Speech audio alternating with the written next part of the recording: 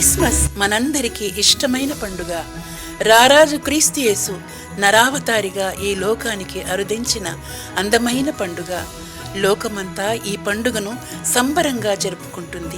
ఇచ్చిపుచ్చుకోవడాలు, కానుకలు, పిండి వంటలు, క్రొత్త బట్టలు, ఇల్లంతా అందంగా అలంకరించుకోవడాలు, రంగురంగుల బల్బులు, క్రిస్మస్ చెట్టు, ఇవన్నీ.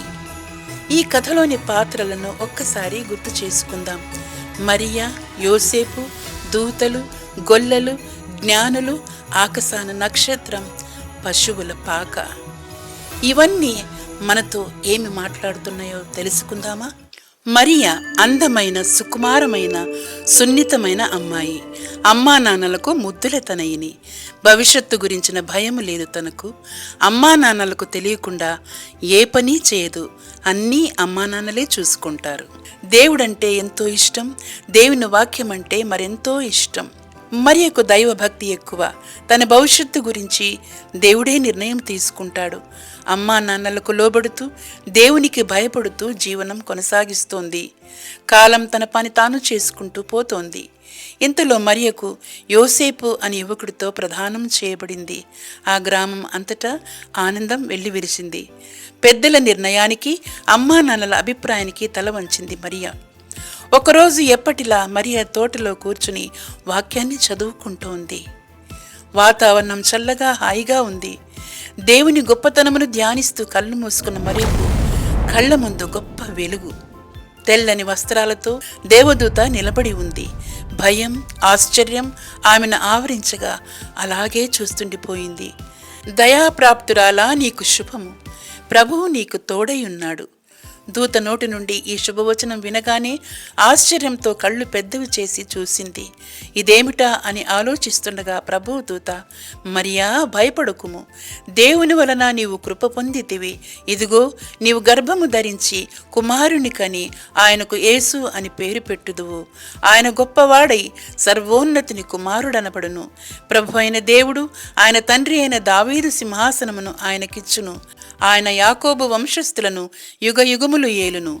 ఆయన రాజ్యము అంతము లేనిదయుండును అని ఆమెతో చెప్పెను. అందుకు మరియా, నేను పురుషుని ఎరుగని దాననే, ఇది ఎలాగు జరుగునని దూతతో అనగా, దూత, పరిశుద్ధాత్మ నీ మీదికి వచ్చును, సర్వోన్నతిని శక్తి నిన్ను కమ్ముకొనును గనుక పుట్టబోవు శిశువు పరిశుద్ధుడై దేవుని కుమారుడనబడును.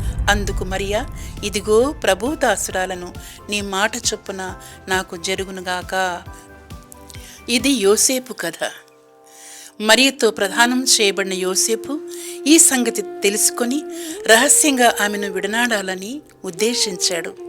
కానీ ఇంతలో దూత కలలో కనపడి దేవుని ఉద్దేశాన్ని అతనికి తెలియజేసింది.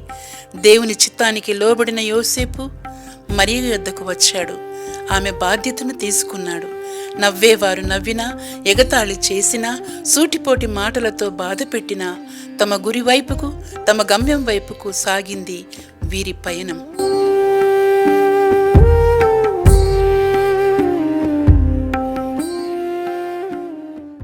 భయపడుకుడి, ఇదిగో ప్రజలందరికీ కలుగబోవు మహా సంతోషకరమైన సువర్తమానము.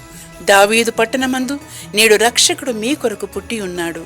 ఈయన ప్రభువైన క్రీస్తు. దానికిదే మీ కానువాలు. ఒక శిశువు పొత్తిగుడ్డలతో చుట్టబడి ఒక తొట్టిలో పండుకొని ఉండుట మీరు చూచెదరు.